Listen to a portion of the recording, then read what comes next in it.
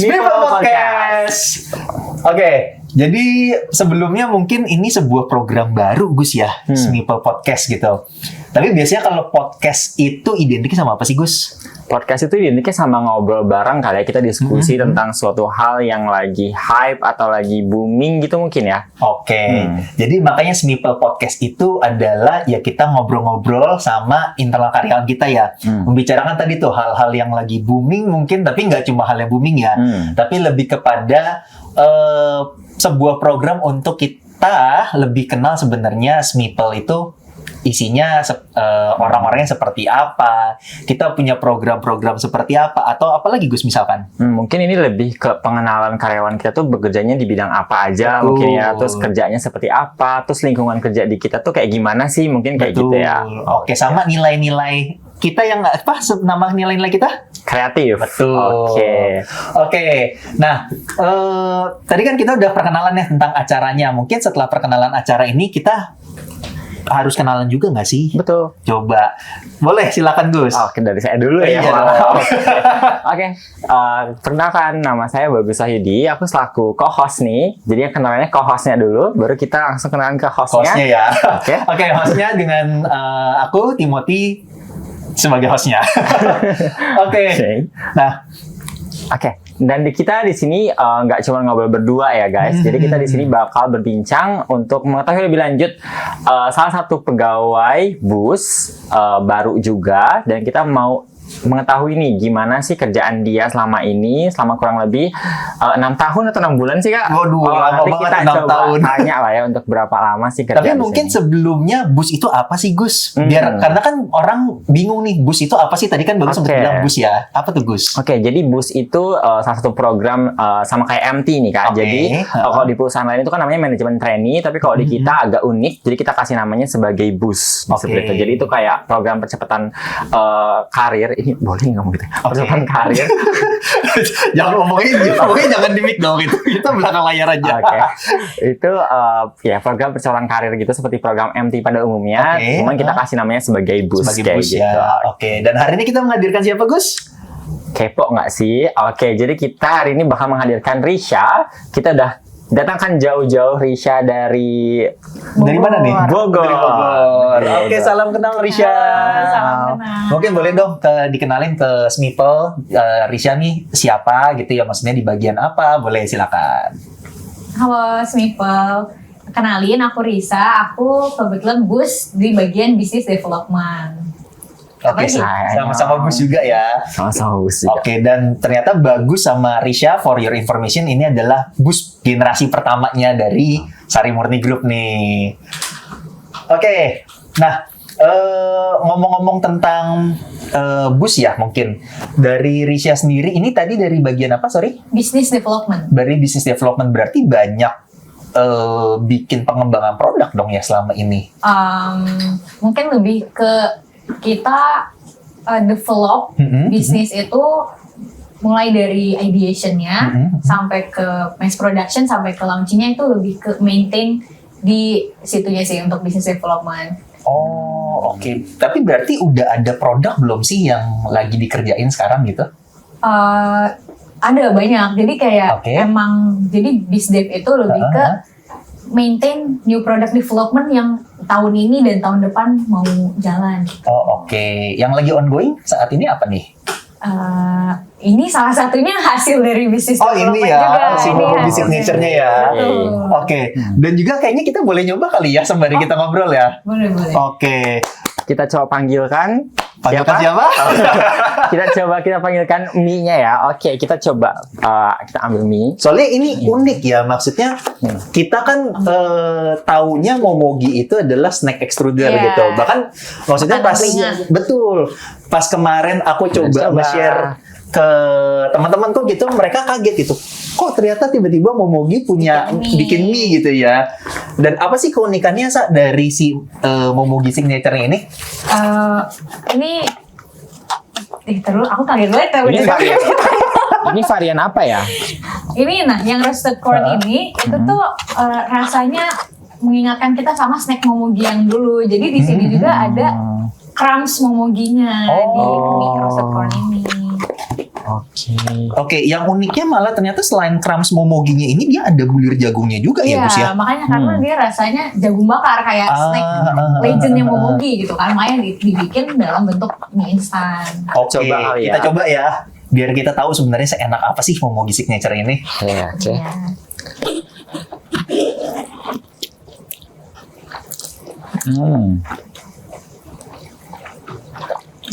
Jagungnya juga kerasa asli banget ya. Seasli apa tuh Gus? Seasli apa ya? Seasli jagungnya Gus. Oke, berarti ini maksudnya pada saat Risha join ini adalah satu project yang benar-benar perdana banget gitu ya? Ya, perdana aku pegang. Oke. Nah mungkin supaya kita sebelum kita berangkat jauh nih tentang si Momogi Signature gitu ya, kita mau tahu dulu dong sebenarnya Risha ini join ke Sari Murni gitu ya, itu di kapan kira-kira? Bentar aku Masih ngunyah. Oke, nggak apa-apa sambil ngunyah dulu. Awal join Sari Murni aku bareng Bagus juga karena kita satu batch itu di awal Januari kemarin. Jadi ya bener-bener baru fresh grad, baru 6 bulan kerja sih. Oh oke, 2025 berarti ya? 2025. 2025 ya. Oke. Berarti sebelumnya tapi udah ada pengalaman kerja sebelumnya kah sebelum di Sari Murni gitu, atau sebatas intern atau seperti apa gitu? Iya, sebatas intern dulu pernah intern R&D. Oh R&D. Jadi ya sekarang first jobnya ya nggak R&D banget, cuma ya lebih ke business development gitu. Oke, berarti masih relate itu Ya, kan mungkin bisa ya? dibilang Masih inline lah. Masih inline ya. Oke. Nah tadi kan kita sempat bahas ya kalau secara pengalamannya Risha nih internnya dulu di R&D, sekarang di business development yang justru ternyata masih cukup inline ya. Nah, boleh dong diceritain gitu ya secara BD-nya ini lebih ke apa sih yang Risha kerjain gitu? Jadi lebih ke maintain. Kita kan kalau misalnya mau bikin produk baru itu prosesnya panjang dan kompleks ya. Jadi dan pasti dari marketing pun ada target untuk kapan launch-nya. Jadi BD itu lebih ke menjaga atau maintain timeline gimana supaya dari awal develop sampai nanti launching-nya itu tetap sesuai target. Minum. Terima kasih. Aduh, iklan lagi nih. Ini apa nih Gus? Ini bukan produk kita Oh, tapi. kirain produk kita juga. Oh, isinya Fruby guys. Aduh. Ini Fruby Gus. Rasa apa Gus Fruby-nya Gus? Ini rasa beda-beda sih, coba definisikan rasa apa Fruby-nya? Ini aku dapat rasa Blackcurrant. Oke. Kalau aku ini rasa yang apa? Yang kurma itu? Kurma madu ya? Oke, Kurma enak madu ya. Kita beda-beda rasanya ya. Risha Kalau Risha rasa apa? dapetnya apa nih Fruby-nya? Rasa jeruk ya? Ada Rasa nggak jeruk sih? ada Atau dong. lemon ya? Ada dong. Sweet orange. Sweet orange ya. Oke, nah terus kira-kira mungkin kita bicaranya setiap kerjaan tuh pasti ada masalahnya Gus ya. Betul. Nah, kira-kira apa nih yang udah dihadapi masalah, tantangannya gitu, yang paling rumit mungkin ya bagi seorang Risha nih yang baru first job di perusahaan gitu. Ya itu sih tantangan awal karena ini first job juga ya. Jadi kayak lumayan kaget gitu karena ternyata BD ini banyak tektok atau kolaborasi sama banyak divisi atau bidang. Jadi kayak banyak harus menjembatani pihak A, pihak B dan itu tuh beneran lumayan challenging gitu. Apalagi jadi beneran ngelatih komunikasi, beneran ngelatih ya banyak lah. Oke, tadi banyak banget kan ya yang dilatihnya. Nah, terus tantangan apa sih atau culture shock pertama yang dirasain tuh seperti apa? Apalagi ini pertama kerja kan ya? Ya itu sih pertama kali minggu pertama itu udah dilibatkan ke ada yang namanya meeting NPD, meeting new product development. Itu kan banyak pihak dari mulai dari marketing, R&D bahkan sampai produksi pun join. Di situ ngelihat bisnis prosesnya langsung itu beneran ya culture shock yang bikin aku harus belajar cepat untuk ternyata alur atau flow bisnis prosesnya seperti ini. Itu lumayan challenging karena harus belajar cepat untuk ngerti hal itu dan di situ ngerti juga dan belajar kalau masing-masing divisi ini punya gaya komunikasi dan fokus atau concern yang beda-beda gitu. Kayak dari marketing ini concernnya lebih ke branding atau positioning, sementara dari R&D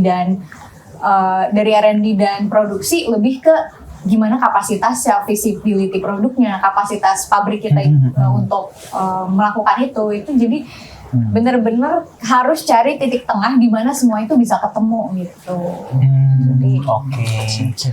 Nah kadang-kadang kan kita jadi jembatan tuh suka pusing gitu ya. Betul, sama halnya kayak Bagus nih menjembatani antara tim depo sama kebijakan perusahaan ya. Betul. Nah itu kira-kira gimana nih caranya Risa buat ibaratnya bisa dapat win-win solution lah, semua pihak tadi bisa dapat keputusan yang terbaik gitu. Karena kan sebagai BD tadi ya dari produksi di lapangannya kayak gimana, tapi dari marketing pengennya promonya seperti apa, ideasinya seperti apa, gimana mungkin Sa?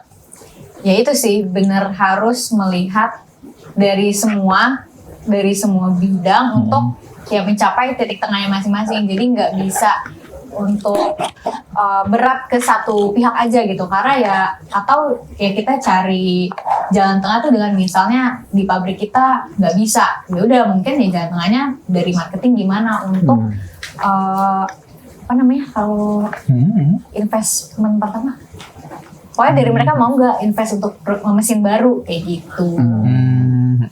Oke. Nah pas kerja itu kan kita kadang sulit untuk beradaptasi atau mungkin kan apalagi ini pekerjaan pertama kamu juga kan ya Riz ya. Nah seberapa besar sih peran dari rekan kerja atau mungkin atasan kamu ya dalam membantu kamu beradaptasi atau bekerjanya? Itu aku benar-benar thankful banget punya tim aku di sini sekarang karena benar-benar helpful dan ya bantu aku banget gitu, karena aku benar-benar semua hal kecil aku tanyain ke rekan kerja aku, dari yang sepele sampai yang penting itu aku tanyain, dan untungnya mereka juga terbuka dan mau jelasin dan ngajarin sih. Jadi benar-benar bantu banget. Oke, berarti tadi kunci utamanya di komunikasi itu ya. Jadi harus bisa lebih aktif ke sesama timnya gitu ya saya. Oh, oke. Tapi suka canggung gitu nggak sih, apalagi di awal-awal gitu?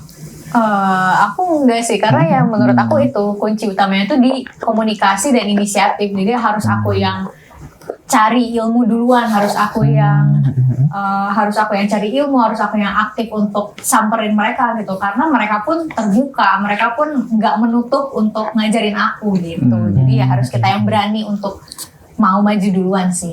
Oke. Soalnya kan kita di Momogi dengan usia yang udah seumuran aku mungkin ya 26 tahun, secara karyawan kan banyak banget yang senior yang maksudnya udah senior banget, sampai yang sekarang kita lagi banyak anak-anak muda nih, biasanya kan ya jadi halangan buat kita komunikasi biasanya ya, karena kita suka sungkan ngobrol sama yang lebih senior dari kita, jadi takutnya ngeganggu atau gimana. Mungkin kalau dari risi, gimana tuh Gus? Karena kan Bagus kan banyak koordinasi sama orang-orang depo yang banyak-banyak senior kayak gitu ya. Mungkin gimana kalau dari Bagus menurut sendiri? aku sih karena mereka lebih ke curhat ya kalau dari sisi HR kan. Jadi kayak aku dengerin, terus kayak memberikan pendapat. Terus yang penting kan kalau di HR tuh mereka pengennya didengerin terlebih dahulu. Terus kalau untuk berkomunikasi sama atasan atau sama rekan kerja pun ya oke-oke aja sih sebenarnya. Mungkin emang awal-awal sih agak canggung mungkin ya.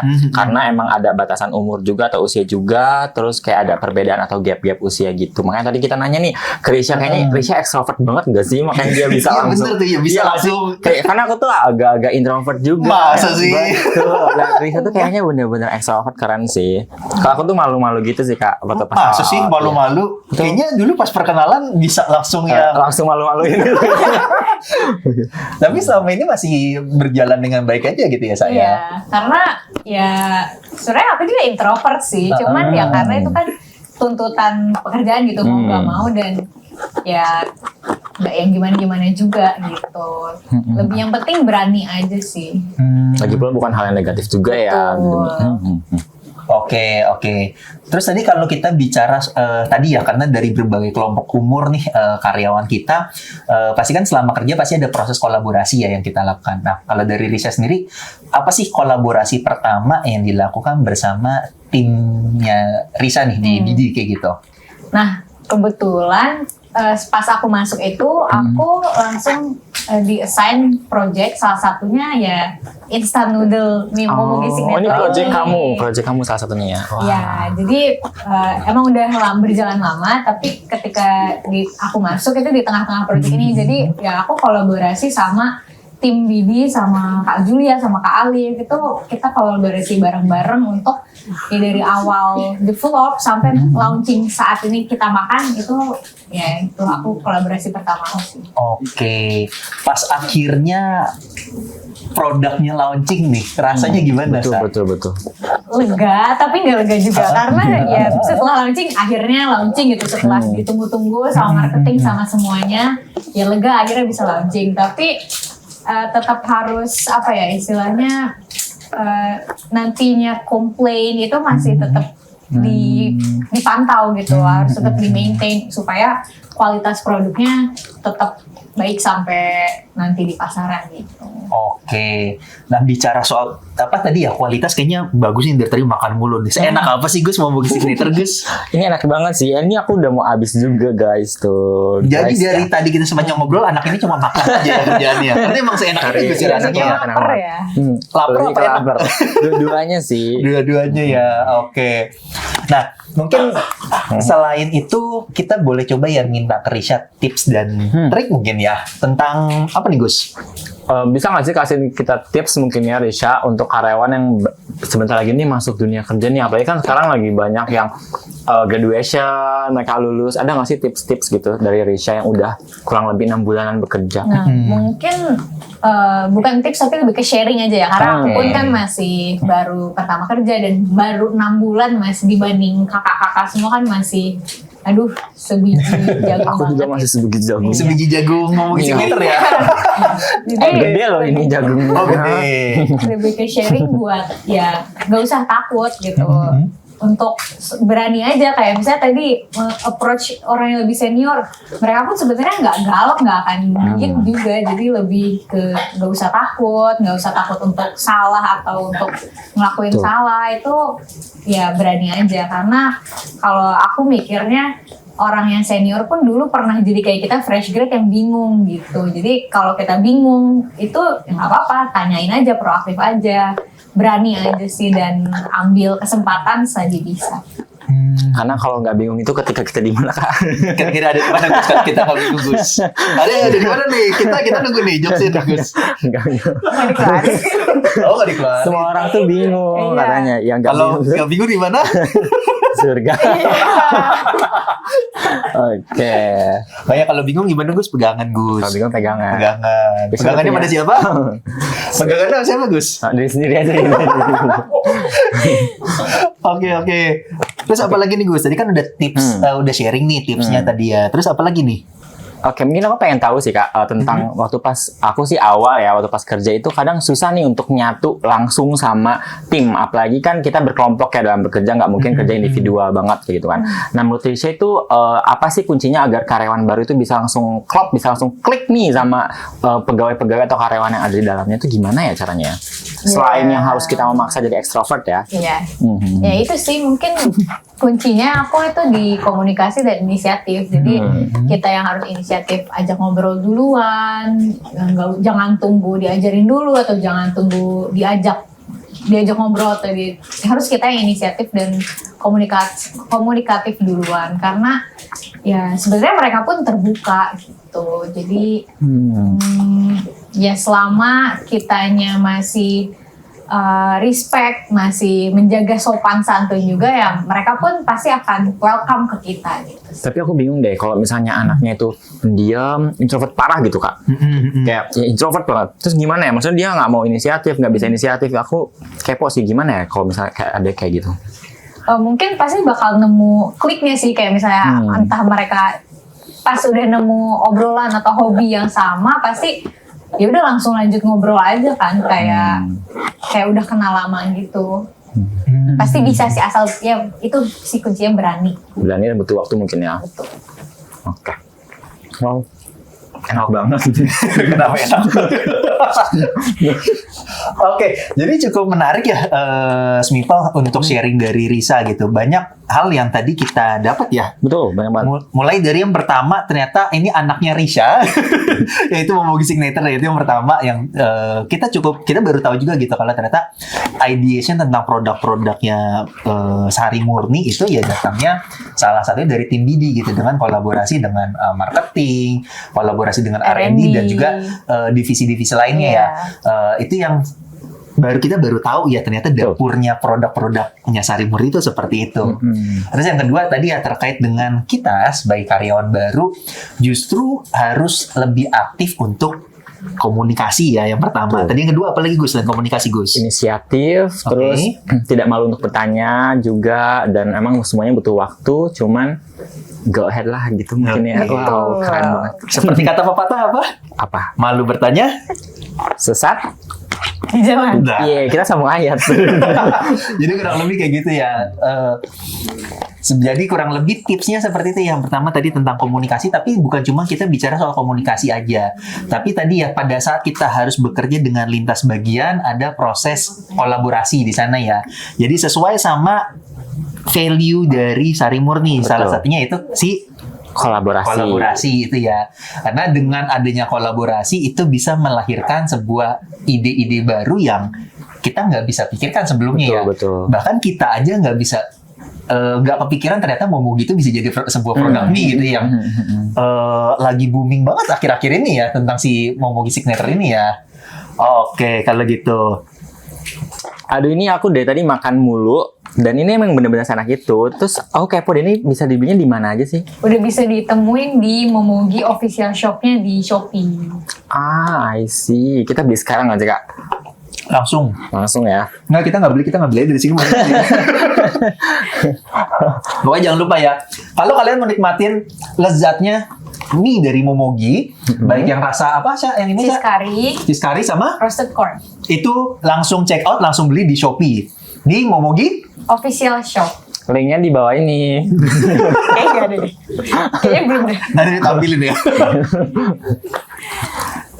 Oke, karena tadi kita udah berbincang juga banyak hal, terus kita udah makan banyak juga, mungkin sebelum kita tutup, kita bisa ucapkan terima kasih dulu mungkin ya kepada narasumber kita.